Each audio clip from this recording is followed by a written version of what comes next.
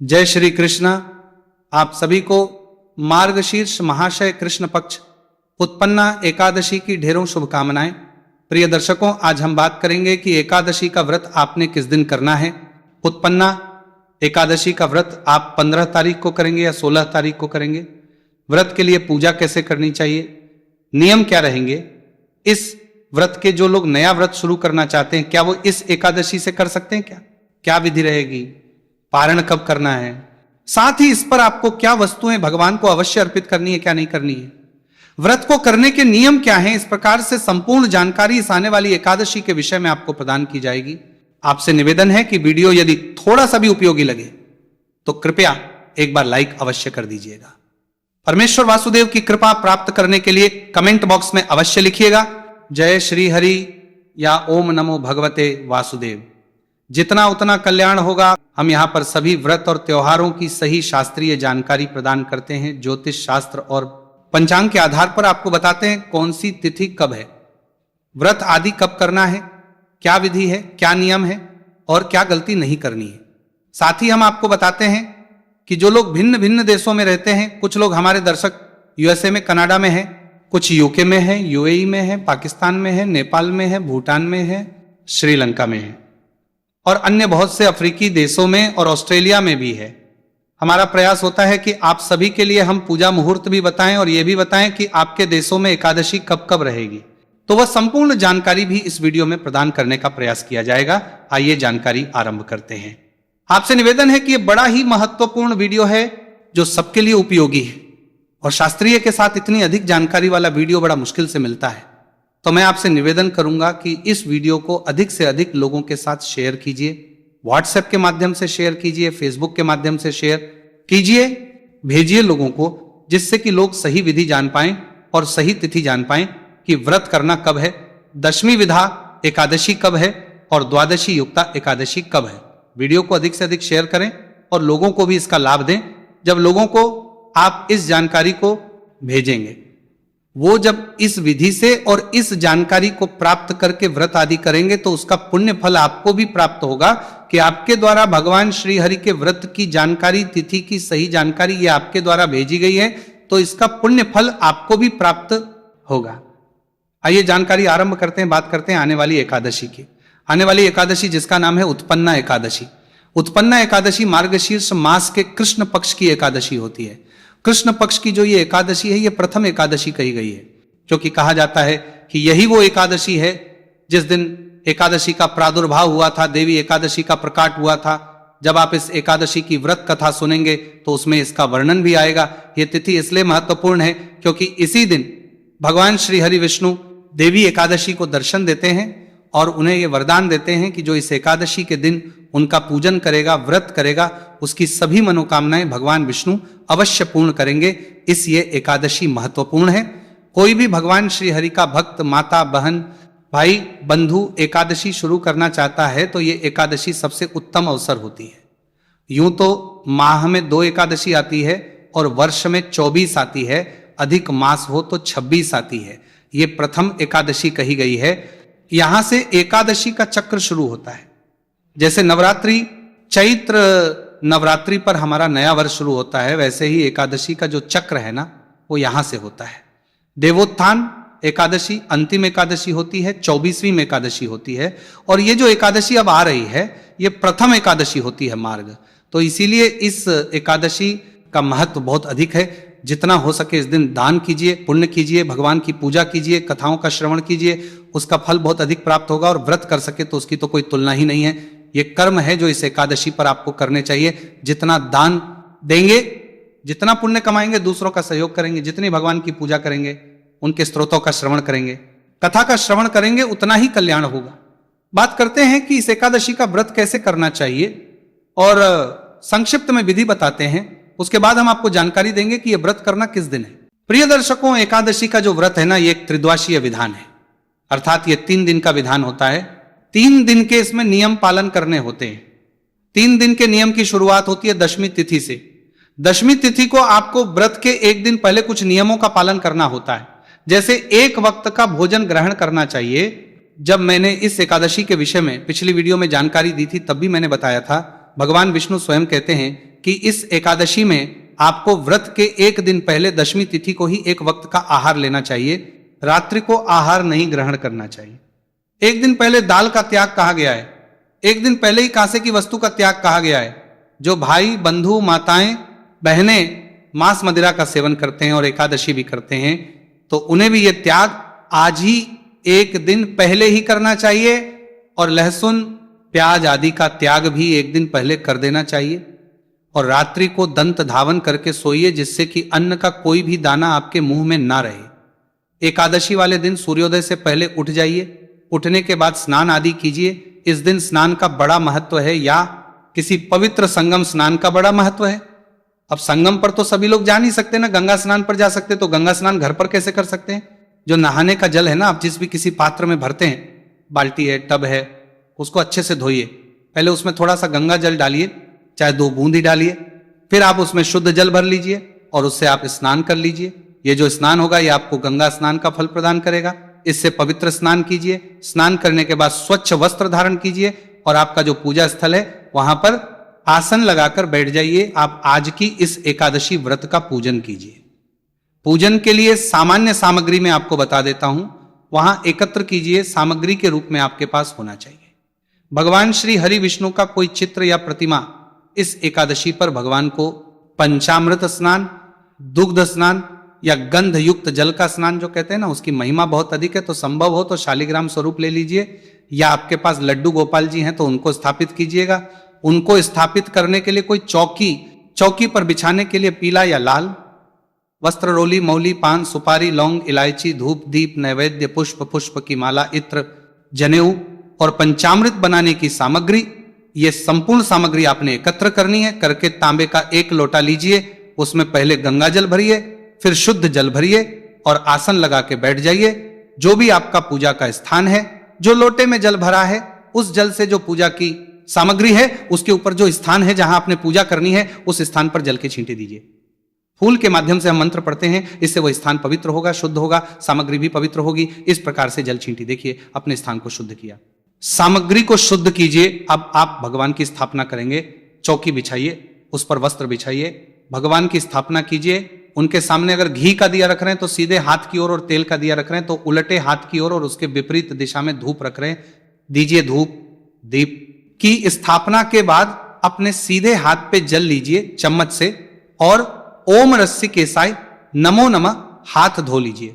हाथ धोने के बाद एक एक मंत्र पर आप एक एक चम्मच जल पिएंगे। इसे आचमनी कहते हैं। अब यहां ध्यान देना कि कुछ भाई बंधु माताएं बहन निर्जला व्रत करती हैं एकादशी का, तो एकादशी के व्रत में आचमनी का दोष नहीं है। ध्यान रखना है कि इसमें जल अधिक नहीं होना चाहिए। कहीं ऐसा ना हो कि चम्मच में भर के ज्यादा जल आ जाए, तो छोटी आचमनी होती है, उसमें 6 मासा जल आता है। 2 बूंद जल ले, 6 मासा जल ही आपको लेना है। 6 मासा जल जो है ये तो निर्जला एकादशी में भी आपको छूट होती है, क्योंकि आचमनी करना यह पूजा का विधान है और इससे आपका व्रत खंडित नहीं होता, निर्जला व्रत भी खंडित नहीं होता। ये तो जब आप निर्जला एकादशी की कथा भी कभी आपने सुनी होगी, उसमें भी वर्णन आता है। जल आचमनी करने से व्रत खंडित नहीं होता। बस नियम का ध्यान रखें कि वो केवल पूजा के लिए आचमनी कर रहे हैं तो 6 मासा जल से अधिक ना आए। उसमें एक एक मंत्र पर छोटे चम्मच से जल लीजिए और ग्रहण कीजिएगा। ओम माधवाय नमः जल लीजिए, पी जाइए। ओम केशवाय नमः जल लीजिए, पी जाइए। ओम नारायणाय नमः जल लीजिए, पी जाइए। हाथ पे जल लीजिए। ओम ऋषिकेशाय नमो नमः हाथ को लीजिए। अपने आप को तिलक कीजिए, मौली बांधिए और अब आप सामने रखिए। धूप और दीप को प्रज्वलित कीजिए।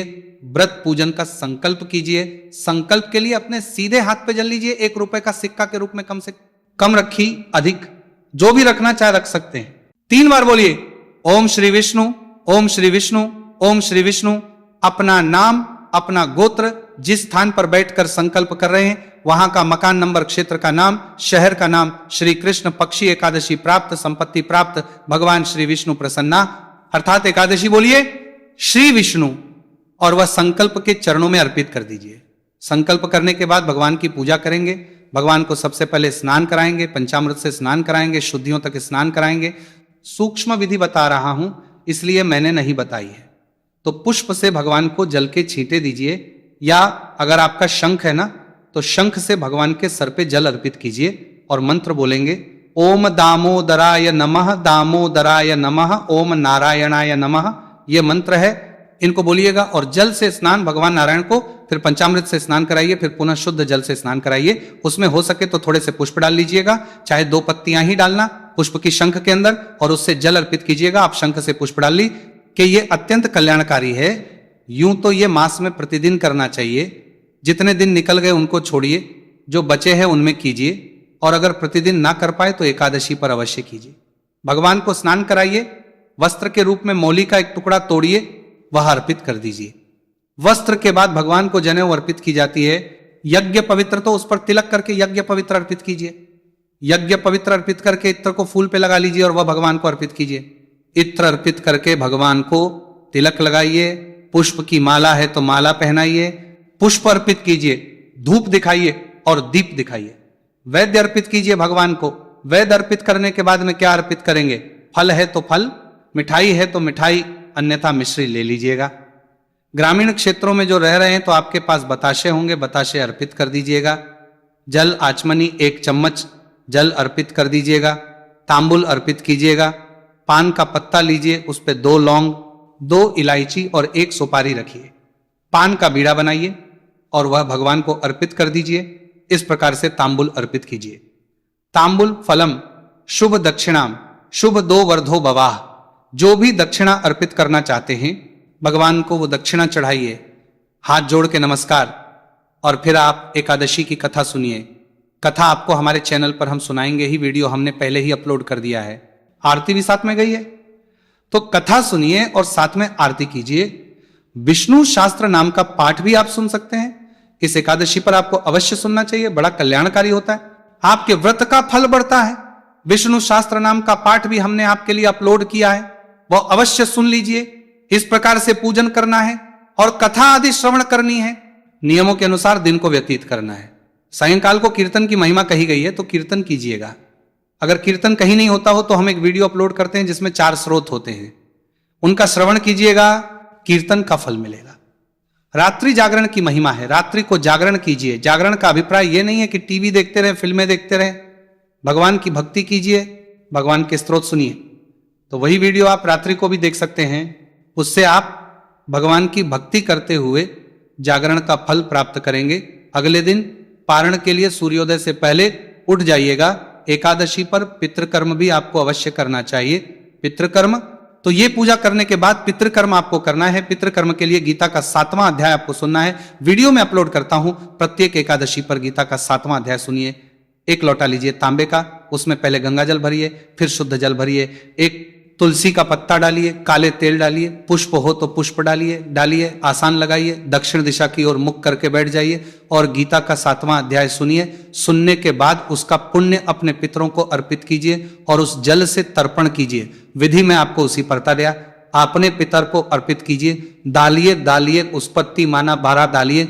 वीडियो में बता भी देता हूं साथ के साथ कि कैसे ये पुण्य अपने पितरों को अर्पित करना है और किस प्रकार से इसका तर्पण करना है। मंत्र भी साथ में वह वीडियो में आपको बताता हूं।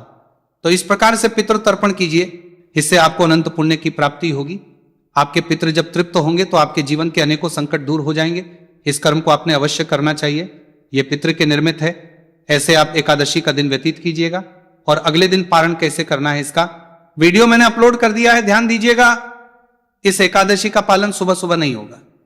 अब बात करते हैं कि एकादशी का व्रत आपने कब करना है। ये जो उत्पत्ति एकादशी है, उत्पन्ना एकादशी है, मार्गशीर्ष मास के कृष्ण पक्ष की ये एकादशी तिथि शुरू हो रही है। 15 तारीख को 14 की रात्रि को 12 बजे के बाद जब 15 लग जाएगी तो 2:37 पर यह शुरू होगी और 16 तारीख को 16 तारीख की प्रातः 4:47 पर यह समाप्त हो जाएगी।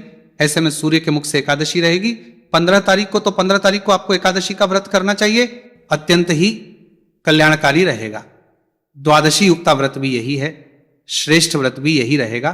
पारण आप जो करेंगे वो 16 को करेंगे। अब पूजा के मुहूर्त की अगर आप बात करते हैं जी कि पूजा का मुहूर्त क्या रहेगा, कब आपने पूजन करना चाहिए, तो ये जो एकादशी पड़ रही है ये शनिवार को रहेगी। 15 तारीख को शनिवार का दिन है। शनिवार के दिन पहला चौघड़ियां उत्तम नहीं होता, दूसरा शुभ चौघड़ियां होता। पूजन कीजिए, कल्याणकारी रहेगा। समय रहेगा 7:45 बजे से और 9:15 बजे तक। इस समय में पूजा करना अधिक बेहतर है। अधिक कल्याणकारी है। बाकी भगवान का पूजन दिन भर में कभी भी किया जा सकता है। उत्तम मुहूर्त मैंने आपको बता दिया, पारण की जानकारी दें तो पारण जो है 16 तारीख को आप करेंगे, लेकिन सूर्योदय के साथ नहीं करेंगे, क्योंकि पारण के जो नियम है ना वो ये कहते हैं कि पारण व्रत के अगले दिन किया जाना चाहिए, द्वादशी तिथि में किया जाना चाहिए, परंतु द्वादशी तिथि में हरिवासन का समय जाने के बाद किया जाना चाहिए। अब द्वादशी तिथि में जो हरिवासन का समय होता है वो व्रत के लिए ही बना है, इसीलिए एकादशी का व्रत के नाम से भी जाना जाता है।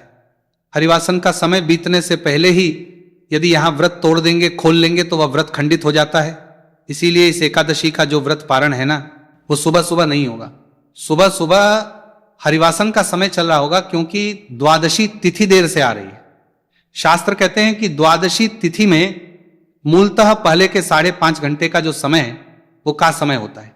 तो अब बात करें पारण कब करना है, तो आपके लिए पारण की गणना निकल के आ रही है 16 तारीख को 11 बजे से 1 बजे के बीच में। ये भारत के लिए है। हम यूएई की बात करें, चाहे हम यूके की बात करें, चाहे कनाडा की और चाहे अमेरिका की, यूएसए की, सभी जगह पर व्रत जो है वो 15 तारीख को ही किया जाएगा। अच्छी बात यह है कि यूएसए वाले, कनाडा वाले और यूके में जो रहते हैं, आप सभी इस एकादशी व्रत पारण सूर्योदय के साथ ही कर सकते हैं। जैसे ही आपके देश में 16 तारीख को सूर्योदय होगा, आप 1.5 घंटे के भीतर पारण कर लीजिएगा, बहुत कल्याणकारी रहेगा। यदि जानकारी एकादशी के विषय में कि एकादशी है, पारण कैसे करना है, कब करना है, जानकारी अच्छी लगे तो लाइक कीजिए, शेयर कीजिए। भगवान नारायण सब पर कृपा करें। हरे कृष्ण।